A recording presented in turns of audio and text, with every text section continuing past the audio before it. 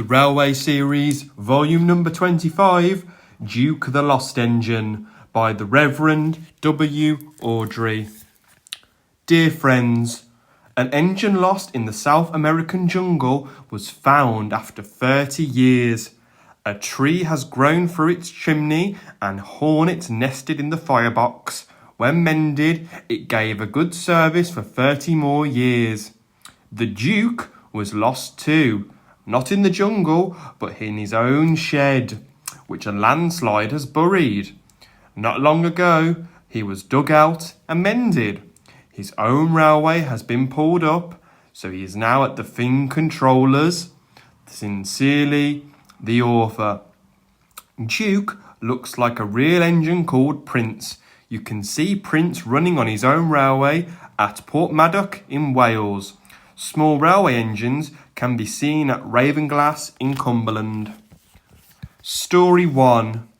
Granpuff. Once upon a time, 3 little engines lived in their own little shed on their own little railway. Duke was brown, Falcon blue, and Stuart green. Duke was the oldest. He had been the first engine on the line, and named after the Duke of Sodor. He was proud of this, and wanted everything just so. Whenever the others did anything they shouldn't, he would say, "That would never suit his grace." Other engines came and went, but Duke outlasted them all. Stuart and Falcon used to call him Granpuff. Duke was fond of them, and tried to keep them in order. They were fond of him too, as he was so wise and kind, but they did get tired of hearing all about his grace. Sometimes they would wink each other and chant solemnly, "Engines come and engines go, Granpuff goes on forever." "You impertinent scallywags," Duke would say indignantly. "Whatever are young engines coming to nowadays?" "Never mind, Granpuff, we're only young once." "Well, you'd better mind, unless you want to end up like number 2. "Ooh, Granpuff, whatever happened?"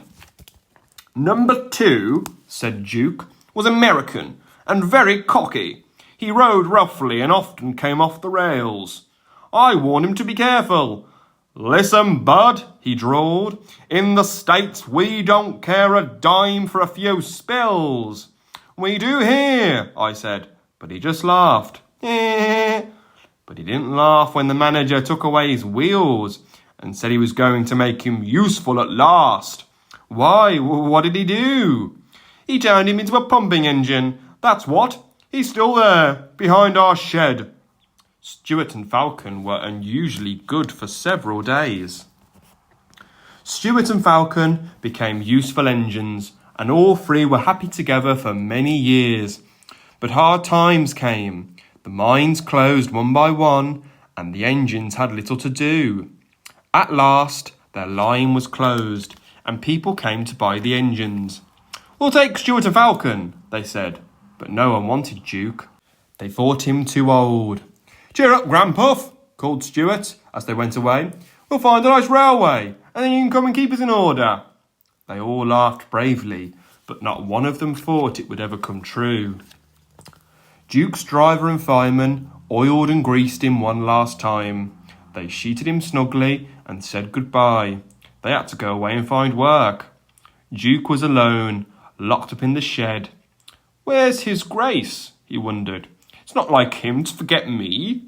But his grace had been killed in the war, and the new Duke, a boy, hadn't heard of his little engine. "Oh well," said Duke to himself, "I'll go to sleep. It'll help to pass the time." Years passed. Winter torrents washed soil from the hills over the shed. Trees and bushes grew all around. You wouldn't have even known a shed was there, let alone a little engine asleep inside it. Have you guessed what happened about Stuart and Falcon? Yes, you're quite right. They came to the Thing Controllers Railway. They gave them new coats and new names. Stuart became Peter Sam, and Falcon, Sir Handel. They prefer their new names. That was a long time ago, but they never forgot Granpuff, and often talked about him when alone. They were excited to hear that the Duke was coming to Skarloey and Rheneas' 100th birthday, but most disappointed with the Duke who actually came, for he was only a man. But we must say no more, or we will spoil the next story.